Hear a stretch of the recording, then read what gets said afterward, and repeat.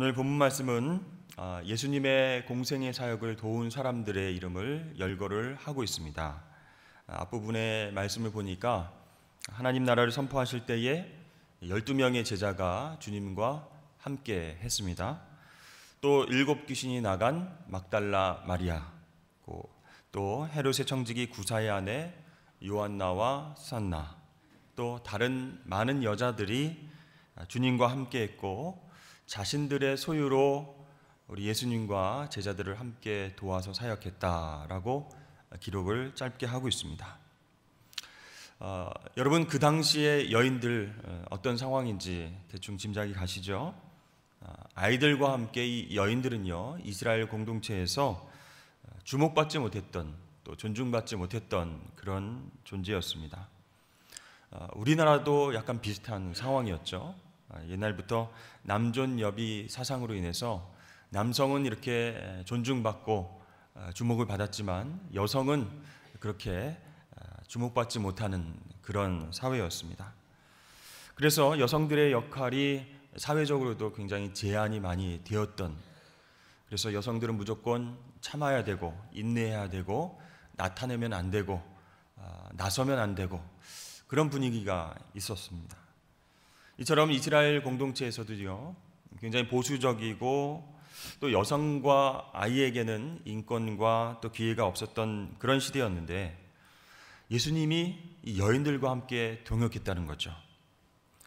그 당시 상황으로 봤을 땐 정말 획기적이고 조금 파격적인 그런 모습이라고 할 수 있습니다. 이 여인들은 그렇게 크게 드러나진 않았지만 이 12명의 남성 제자들과 함께 사역하면서 그 제자들 못지않은 어떤 영성과 또 성실함으로 예수님을 도와왔습니다. 그래서 하나님 나라가 어떻게 이 땅에 가까이 왔는지, 우리가 어떻게 하면 주님을 도와서 그 하나님 나라가 확장될 수 있는지를 잘 알고 옆에서 열심히 도왔던 그런 여인들이었습니다. 그러나 오늘 본문 말씀을 보면요, 여러 명의 이제 여성의 이름이 나오지만 이 막달라 마리아 외에는 성경 안에 그렇게 많은 정보가 있지 않습니다. 그렇기 때문에 오늘 우리 본문 말씀을 통해서 이 막달라 마리아를 중심으로 이 여인들이 어떻게 주님을 사랑하고 주님을 만났고 또 주님께 공생의 사역을 통해서 어떤 도움을 드리고 있는가 한번 살펴보고자 합니다. 성경 말씀을 보면요, 여러분, 마리아가 굉장히 많이 등장을 하고 있습니다.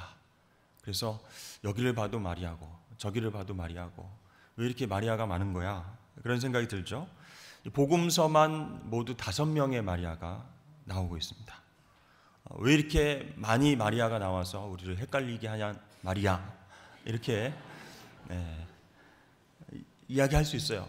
근데 여러분, 그 당시에 마리아라는 이름이 다른 이유가 없는 겁니다. 흔했기 때문에, 마리아라는 이름이 흔했기 때문에 그렇게 나온 것입니다. 큰 이유는 없습니다. 첫 번째로 마리아가 어떤 마리아가 있을까요? 예수님의 어머니인 마리아, 예수님 모친 마리아. 이 마리아는 어떤 사람이죠? 요셉과 정혼하고 결혼을 했습니다. 그리고 성령에 의해서 예수님을 잉태하고 출산을 했죠. 예수님 외에도 4명의 아들과 딸을 낳아서 그렇게 길렀던 예수님의 어머니, 아들의 십자가의 죽음을 그 곁에서 지켜보니 얼마나 마음이 찢어지고 아팠겠습니까? 그 이후에 요한이 마리아를 모시게 되었고요, 나중에는 에베소에서 죽게 됩니다. 두 번째로는요, 요한과 야고보의 모친 마리아가 있습니다. 그러니까 예수님의 이모가 되는 것이죠. 세베대의 아내입니다. 갈릴리로부터 예수님을 따라서 예수님의 공생의 사역을 도왔던 그런 마리아입니다. 그리고 이 마리아는요, 예수님께 자신의 2 아들을 청탁했던 것으로 유명하죠. 예수님 나중에 왕이 되시면 높은 자리에 앉으시면 하나는 우편에 하나는 좌편에 그렇게 좀 앉혀주십시오, 이렇게 자리를 청탁했던 그런 마리아였습니다. 이 마리아도 예수님의 십자가 죽음을 지켜봤고요, 안식일 다음 날 예수님의 무덤을 찾아간 그런 사람입니다. 그 다음에 또 세 번째로 작은 야고보와 요셉의 모친인 마리아가 있습니다. 작은 야고보는요, 알페오의 아들 야고보를 이야기를 합니다. 그러니까 알페오의 아내 되는 사람이라는 거죠. 이 마리아도 갈릴리에서 예수님을 만나고 또 예수님과 함께 동행을 했던 여인입니다. 끝까지 예수님의 십자가 죽음을 지켜보고 또 이 여인도 안식일 다음 날 무덤가에 찾아갔습니다. 그 다음에 네 번째로는 우리가 잘 아는 마르다의 동생 마리아 있습니다. 마르다가 열심히 예수님을 초청해서 음식을 하려고 분주할 때 마리아는 예수님 앞에서 말씀을 들었던 그런 마리아죠. 예수님께서 그녀의 오라비였던 나사로, 죽은 나사로를 살리셨을 때 그 기적을 목격했던 그런 마리아입니다. 베다니에 살면서 예수님과 또 깊은 관계를 맺고 있었고 또 예수님께서 필요하실 때 항상 기도하고 열심히 도왔던 그런 여인입니다. 그리고 우리가 잘 알고 있는 이제 막달라 마리아입니다. 근데 다른 마리아들은 누구의 아내고 누구의 어머니고 이렇게 표시를 하는데 왜 이 여인만은 막달라라고 하는 그 지명이 붙어 있을까? 출신 지역이거든요, 막달라. 다른 마리아들과 구분하기 위해서 마리아들이 굉장히 많으니까 또 예수님과 함께한 마리아들이 많으니까 그 마리아들과 좀 구분하기 위해서 앞에 출신 지역 이름을 붙였습니다. 막달라 마리아. 그럼 왜 막달라 마리아만 이같이 지명을 붙였을까? 좀 특별한 여인이기 때문이죠. 다른 마리아들에 비해서 예수님의 죽음과 부활에 있어서 독보적인 증인의 위치를 차지하고 있기 때문에 이 여인을 그냥 마리아라 하지 않고 막달라 마리아 이렇게 불렀습니다. 이 막달라 마리아는요, 한때 7 귀신이 들려서 고생을 하다가 예수님을 만나고 치유함을 받았습니다. 이렇게 온전하게 일상이 회복된 이후에 예수님을 쫓아다니면서 헌신했던 그런 대표적인 여인입니다. 여러분, 귀신 들려서 고생하는 것 그게 얼마나 큰 고통이겠습니까? 그런데요, 예수님 만나기 전 막달라 마리아의 삶이 어땠을까? 더럽고 악한 귀신, 그것도 7 귀신에 의해서 고통을 받았다. 그의 인격과 그의 삶이 모두 다 파괴된 채 저주받은 삶을 살았다는 것이죠. 여러분, 7이라는 숫자는 그 이스라엘 사회에서 완전수라고 말씀드렸죠. 하나님께서 천지를 창조하시고 7째 날 쉬셨기 때문에 7이라는 숫자는 완전수. 그래서 그날을 안식일로 지키고 있다고 말씀드렸습니다. 7 귀신에 의해서 괴롭힘을 당했다. 그 얘기는 뭐냐면 인간으로서의 모든 삶이 완벽하게 무너져 내린 거예요.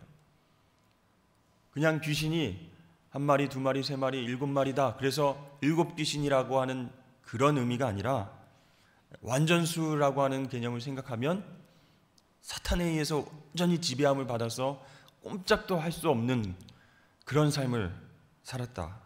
우리는 그렇게 짐작을 할 수가 있습니다. 걱정과 근심과 난 이제 낫지 못하면 어떡하지? 이대로 삶을 마감해야 되는가? 암흑과 두려움과 사탄에 의해서 눌려있는 삶, 정상적인 삶을 살 수 없고 하나님 앞에 예배하러 나올 수도 없고 모든 공동체에서 분리되어서 소외되고 힘들었던 삶, 그런 삶을 경험했던 이 막달라 마리아가 구원을 받았습니다. 주님을 만나서 완전히 그 7 귀신이 그 몸에서 나가게 되었습니다. 말로 표현할 수 없는 그 저주의 삶, 그 삶의 구렁텅이에서 구출된 그 그녀가 주님을 사모하게 되고 더 사랑하게 되는 것은 그것은 당연한 일일 것입니다. 자기의 온 힘을 다해서 자기의 모든 은사를 다해서 예수님을 섬기고 사랑했습니다. 여러분, 많이 용서받은 사람은 많이 사랑하게 되어 있죠. 예수님께서 그런 말씀을 하셨습니다. 만일 예수님이 아니었더라면, 예수님께서 그녀의 죄를 용서해 주시고 사단의 세력에서 구출해 주시지 않으셨더라면 어둠 속에서 지금도 헤매고 있었을 것입니다. 그때 주님이 나타나셔서 한 줄기의 빛으로 그녀를 비추셨고, 그녀는 그 빛을 붙잡고 놀랍게 주님과 만나게 되었습니다. 주님의 은혜의 감격과 감사의 삶을 어떻게 하면 풍성히 누릴 것인가 고민하던 이 막달라 마리아는 자기 평생을 주님을 위해서 헌신하겠습니다. 자신이 가진 재산과 자신이 가진 은사와 모든 것을 동원해서 주님을 섬기고 제자들과 함께 주님의 공생애를 섬겼던 것입니다. 그 이후로요, 그녀의 생명은 주님과 연결이 되었습니다. 어떤 것도 주님의 사랑에서 그녀를 끊을 수가 없었죠. 그래서 그녀는 예수님께서 하나님 나라의 도를 선포하실 때부터 십자가에서 죽으시고 부활하실 때까지, 그리고 승천하셔서 하늘로 올라가실 때까지, 그 이후에도 주님을 사랑하는 마음으로 하나님 나라의 사명을 감당했던 그런 여인이었습니다. 이 막달라 마리아는요, 특별히 십자가 현장에서 주님을 목격하고 눈물 흘려 기도했던 그런 여인입니다. 베드로가 예수님을 끝까지 부인하고 도망했습니다. 또 유다가 주님을 배반하고 돈을 받고 주님 팔아버렸죠. 나머지 남성 제자들이 다 도망가고 주님을 모른다고 부인했을 때에 막달라 마리아는 끝까지 의리를 지켰습니다. 예수님께서 이렇게 허무하게 돌아가실 일 없어. 부활하시고 생명으로 우리와 함께 하실 거야. 그런 믿음으로 끝까지 무덤가에 머물렀던 그런 여인이죠. 여러분, 어떤 미련이 남았겠습니까? 사람들은 그만하고 가자, 이제 우리에게 소망이 없다 라고 이야기했을 수 있습니다. 그러나 이 여인은 끝까지 무덤가에서 울고 있습니다. 그때 부활하신 주님이 나타나셨습니다. 못 알아보는 거예요. 주님이 마리아야 하고 불러주시자 그때 영의 눈이 띄었습니다. 자기를 부르던 주님의 음성이 이제 귓가에 들려오자 정말 살아나신 예수님을 그 자리에서 목격하고 하나님께 영광을 올려드리게 되었습니다. 부활하신 주님을 처음 목격하고 그 소식을 제자들에게 알린 그 사람이 바로 막달라 마리아가 된 것이죠. 여러분, 첫 증언자가 되었다. 부활의 첫 소식을 알리는 사람이 되었다. 이게 얼마나 큰 영광이겠습니까? 이 막달라 마리아는요, 일평생 이 장면을 잊을 수가 없었을 것입니다. 사망과 죽음의 권세를 이기시고 나타나셔서 부활하셔서 자기의 이름을 불러주신 그 예수님과의 만남, 그 만남을 평생토록 잊지 못하고 주님에 대한 사랑과 헌신을 보여드렸던 것이죠. 이렇게 막달라 마리아와 또 다른 여인들, 요한나, 수산나, 다른 여인들도 예수님과의 특별한 그런 만남에 또 회복의 스토리가 있는 사람들이었죠.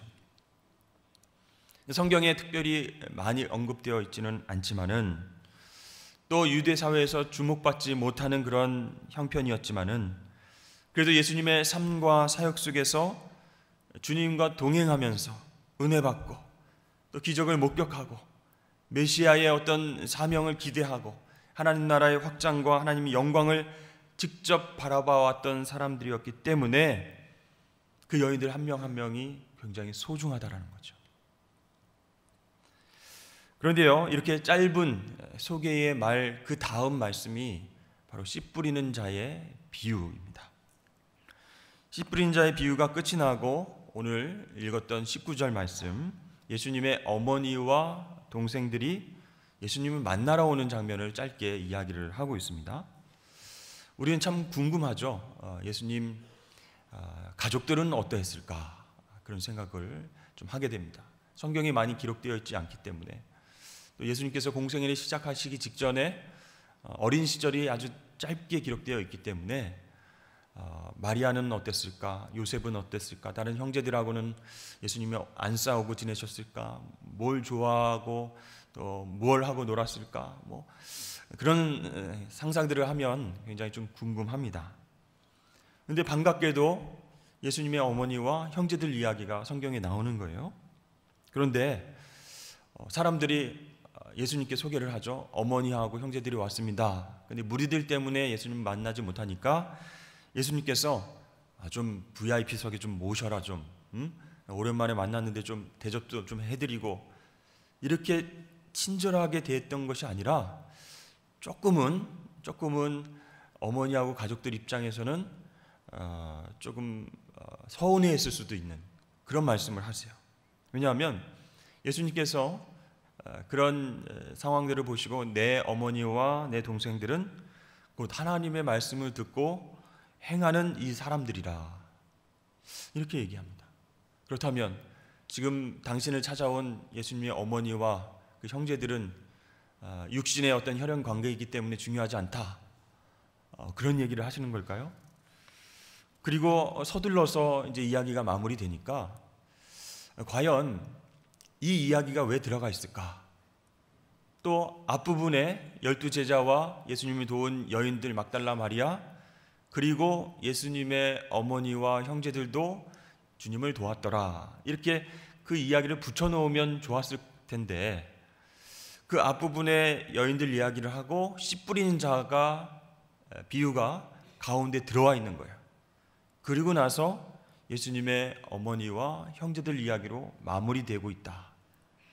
그것은요, 어떤 의도가 있는 배치라는 것입니다. 주님께서 이 말씀을 통해서 씨 뿌린 자 비유를 통해서 우리에게 하시고자 하는 메시지가 들어있다라는 겁니다.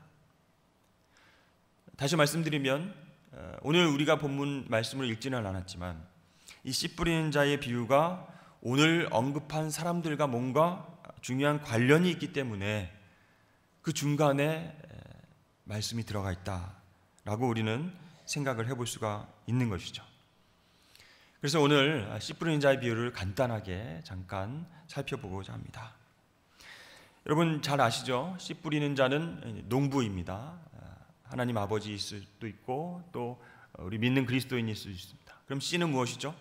하나님 말씀, 복음입니다. 이 비유에서 주목해야 될 것은요, 예수님께서 관심을 가지신 것이 씨 뿌리는 자나 씨 뿌리는 방법이 아니라 씨가 뿌려지는 그 밭으로 비유된 사람들의 마음 상태라는 것입니다. 그래서 하나님의 말씀, 그 씨를 받는 우리 사람들의 마음 상태가 네 가지로 나타난다라고 비유로 설명을 하시는 겁니다. 첫 번째는 길가 같은 마음, 둘째는 돌밭 같은 마음, 세 번째는 가시덤불 같은 마음, 네 번째는 좋은 땅. 그렇게 네 가지로 하나님 말씀을 받는 우리 마음밭의 상태를 비유로 설명하고 있습니다. 첫 번째는 여러분 길가와 같은 마음밭. 이 마음밭을 가진 사람들은요, 한마디로 명목상 그리스도인이다라고 할 수가 있습니다. 교회 바깥에 있는 불신자를 얘기하는 것이 아니죠. 적어도 하나님 말씀을 들을 수 있는 기회가 있는 그런 사람들입니다. 이 사람들은요, 하나님 말씀에 대한 열정과 관심이 전혀 없는 사람이에요. 그래서 말씀이 마음밭에 떨어지면 튕겨져 나갑니다.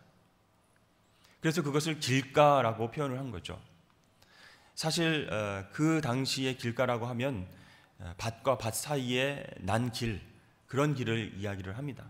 사람들이 많이 지나다니고 소와 그렇죠? 짐승들과 수레가 많이 다니기 때문에 굉장히 딱딱하게 굳어진 그런 길을 이야기합니다. 그래서 그 말씀의 씨앗이 뿌려질 때에 튕겨져 나가서 새들이 날아와서, 즉 사단이 와서 그 말씀의 씨를 빼앗아가 버리는 그런 사람들이 바로 길가와 같은 마음을 가진 그리스도인들이다. 즉 명목상 그리스도인, 이름뿐인 그런 그리스도인. 두 번째는요, 돌밭입니다. 이 돌밭은 굉장히 이스라엘에 돌이 많았죠. 돌을 다 골라내고 씨를 뿌려야 되는데 돌이 하도 많으니까 그냥 이렇게 뿌려서 운이 좋으면 또 뿌리가 내려서 이렇게 곡식을 수확할 수도 있지만 안 된다는 거예요. 이 돌밭은 피상적인 그리스도를 이야기한다고 할 수 있습니다. 깊이가 없어요. 그냥 겉에서만 신앙생활을 하는 피상적인 그리스도인. 이 말씀이 뿌리를 내리지 못하는 그런 특징이 있습니다. 말씀을 받을 때 즉시 기쁨으로 받지만 그 속에 뿌리가 없으니까 잠깐 견디다가 환난이나 어려움이 오면, 햇볕이 뜨겁게 내리쬐면 곧 타서 없어지게 됩니다. 교회 공동체에서도요, 어디선가 나타나서 막 말씀에 반응하면서 은혜 받았습니다. 새로운 새 가족인데 대단하다. 다른 교회에서 오신 집사님인데 너무 뜨겁다. 막 이렇게 간증도 하고 많은 사람의 관심도 받는데, 그러던 어느 날 바람과 함께 사라지는 분이에요. 왜 사라졌는가 이렇게 알아보면 정말 아무것도 아닌 일에 상처받았다. 이 교회는 사랑이 없다. 목사님 나를 좋아하지 않는다. 정말 아무것도 아닌 이유로 떠났다는 거예요. 교회 나오지 않는다는 거예요. 여러분, 참된 신앙을 가진 사람은 말씀이 마음에 뿌리를 내린 줄로 믿습니다. 그래서 역경을 이겨내는 거예요.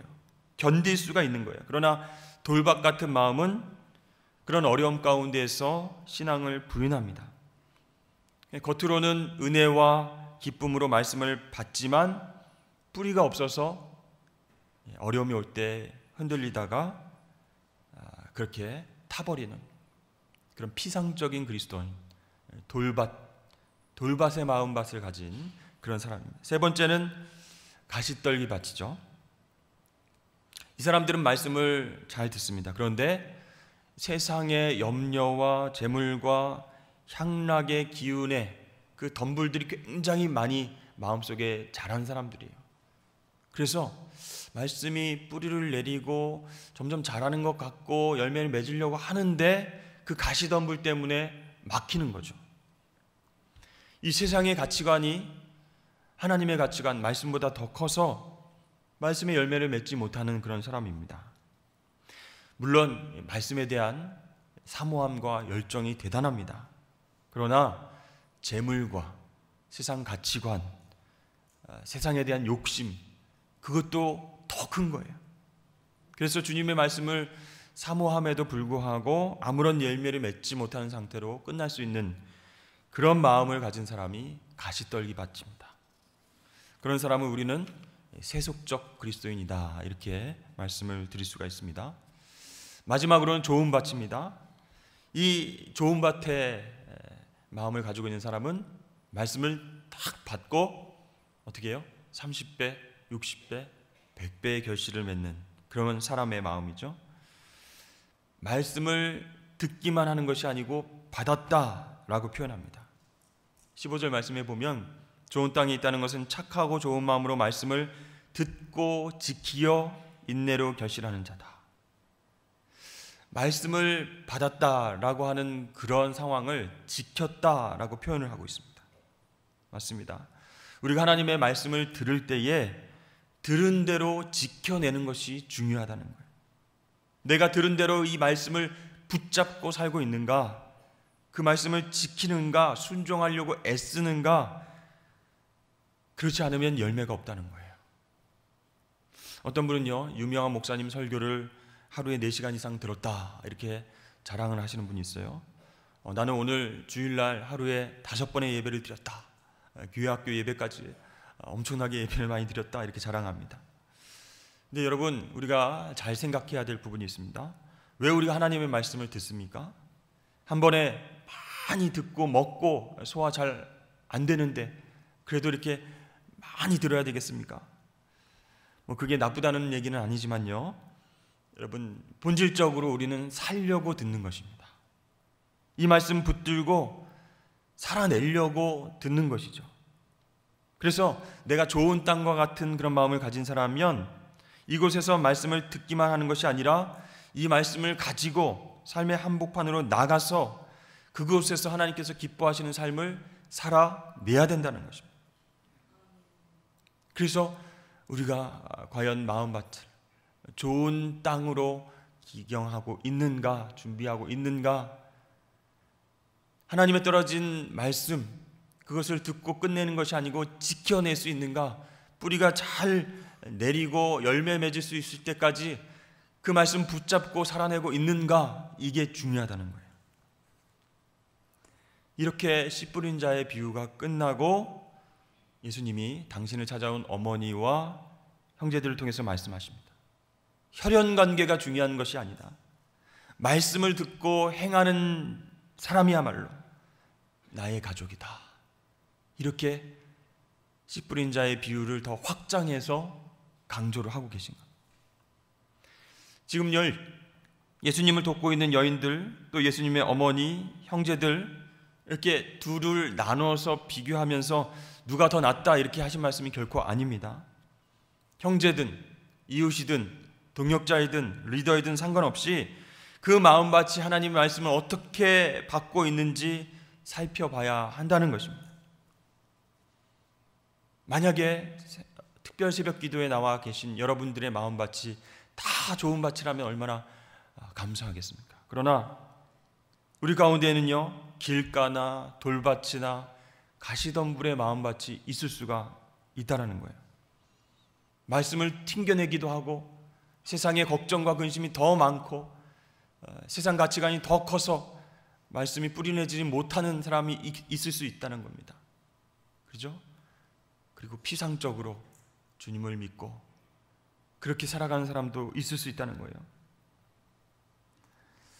여러분, 우리 가운데에서 정말 놀라운 하나님의 은혜와 축복을 예전에 경험한 사람들이 많이 있을 줄로 압니다. 간증을 들으면요, 와, 정말 하나님 역사하셨군요. 여러분의 삶 가운데서 놀랍게 함께 하셨군요. 감동을 받게 됩니다. 대단하다.